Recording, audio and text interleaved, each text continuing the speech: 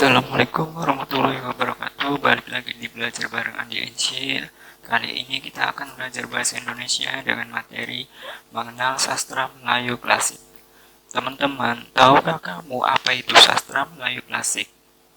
Karya sastra Melayu klasik sebenarnya merupakan bagian dari cerita rakyat yang berkembang di daerah Melayu. Sastra Melayu klasik merupakan gambaran keadaan masyarakat lama yang masih berpola pikir sederhana dan sangat dikuasai kepercayaan gaib dan kesaktian. Disebut sastra Melayu klasik karena bahasa yang digunakan merupakan bahasa Melayu. Satu contoh dari karya sastra Melayu klasik adalah hikayat yang berbentuk prosa. Nah, setelah mengetahui pengertian, tentunya kamu penasaran kan seperti apa ciri-ciri dan unsur yang ada pada sastra Melayu klasik. Mari kita pelajari. Yaitu yang pertama kita akan mempelajari ciri-ciri karya sastra Melayu klasik.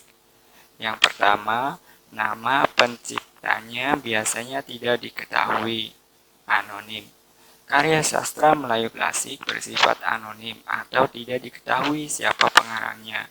Hal ini disebabkan karena tempo dulu tidak banyak orang yang mengejar popularitas, sehingga pengarangnya lebih fokus untuk menyajikan sebuah karya yang menitik beratkan pada fungsi cerita.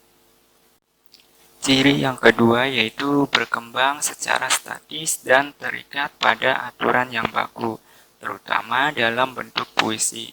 Karya sastra klasik mempunyai aturan-aturan yang mengikatnya. Salah satu contohnya adalah dalam bentuk puisi yang mempunyai aturan bait, rima, dan lain sebagainya. Ciri yang ketiga, penggunaan bahasanya dipenuhi dengan ungkapan, peribahasa, majas, atau bahasa kiasan. Seperti dalam puisi atau prosa, karya sastra Melayu klasik, syarat akan ungkapan serta peribahasa yang kaya akan makna. Ciri yang keempat, penyebarannya disampaikan secara lisan karena belum berkembangnya budaya tulis. Penyebab utama mengapa karya sastra klasik disebarkan secara lisan adalah pergerakan zaman dahulu yang sangat lambat. Maka penyebaran budaya dan cerita secara lisan akan lebih mempercepat tersebarnya cara cerita dibandingkan tulisan. Ciri yang kelima yaitu karena disampaikan secara lisan, ceritanya banyak berubah dan memiliki banyak versi.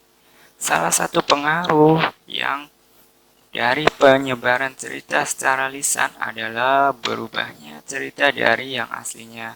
Saat menyebarkan sebuah cerita secara lisan, pasti akan ada cerita yang hilang atau bahkan ditambahkan oleh yang menceritakan. Nah, itu tadi ciri-ciri karya sastra Melayu klasik.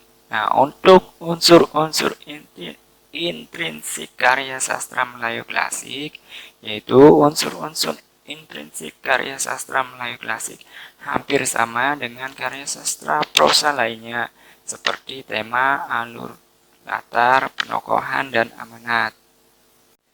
Yang pertama, tema adalah dasar cerita sebagai titik tolak dalam penyusunan cerita. Yang kedua, alur atau plot adalah struktur penceritaan yang di dalamnya berisi rangkaian kejadian atau peristiwa yang disusun berdasarkan hukum sebab akibat secara logis. Alur tersebut ada yang berupa alur maju, alur mundur, atau alur campuran. Yang ketiga, penokohan adalah pelukisan atau pendeskripsian atau perwatakan tokoh-tokoh dalam cerita. Yang keempat, latar atau setting merupakan tempat, waktu, dan keadaan terjadinya suatu peristiwa. Yang kelima, amanat adalah pesan-pesan yang ingin disampaikan dalam cerita.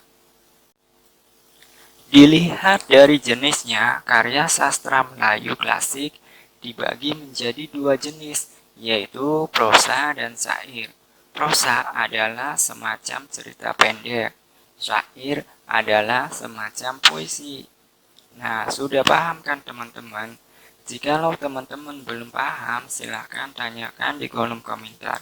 Kita jawab bareng-bareng. Terima kasih. Wassalamualaikum warahmatullahi wabarakatuh.